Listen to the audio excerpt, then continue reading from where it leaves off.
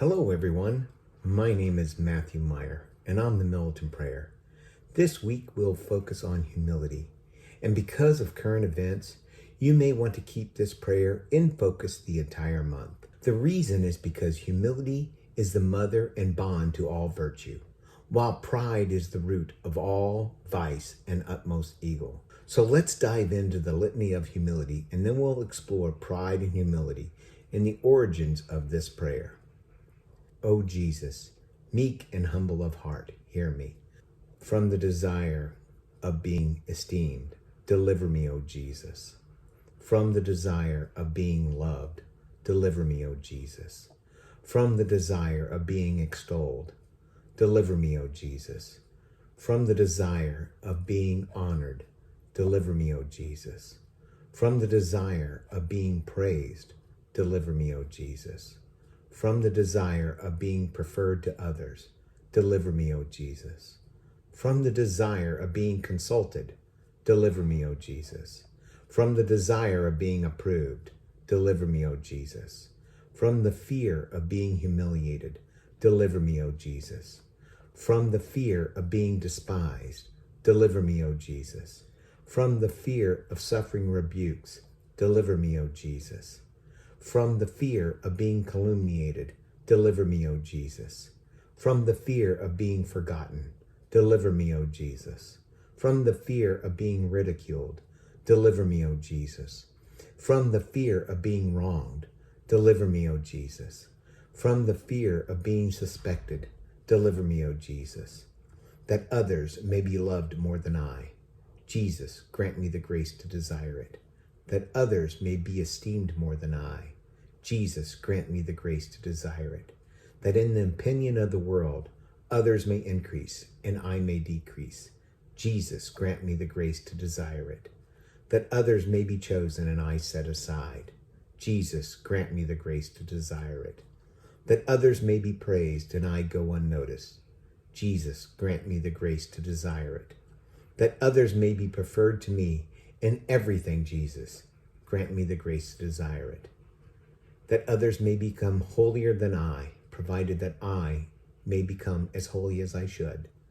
Jesus, grant me the grace to desire it. Wow. Now that's a powerful prayer. I recommend that we should be saying this at least once per week because it battles our nature to be prideful. Pride leads to every other vice. It is the complete anti-God state of mind.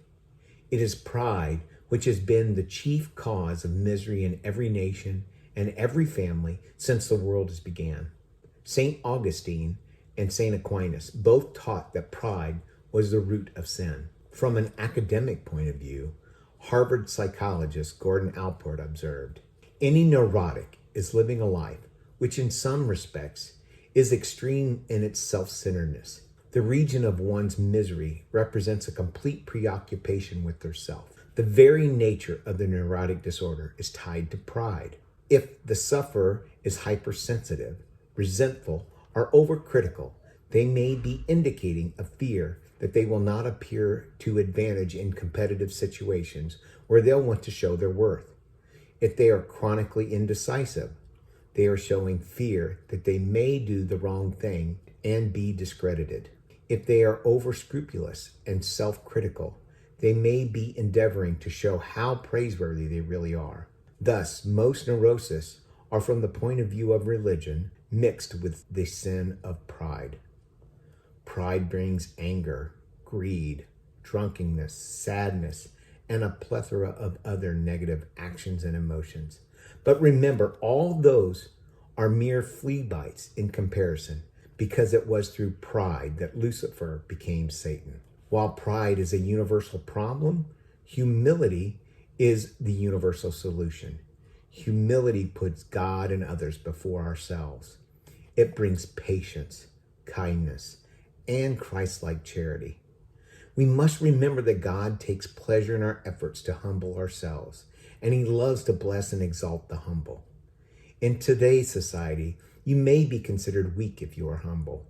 But as C.S. Lewis stated, humility is not thinking less of ourselves, it is thinking of ourselves less. Now for a bit of background information. The author of the Litany of Humility is Cardinal Mary Duval. He was the Secretary of State to Pope St. Pius X from 1903 to 1914. He advanced in authority quickly to his broad mind, deep human sympathies, and strong character. He was also considered a relentless worker, and it was said that he could speak Spanish, English, French, Italian, and German without an accent. So it is understandable that someone of his talent would ask God for humility. If you want to learn more about Cardinal Mary Duval or humility, click on the links in the notes. Like always, thank you for praying with me today. I hope this has touched your heart in a blessed way. Finally, please like, share, subscribe, and comment below. I love you, and don't forget to be a militant prayer.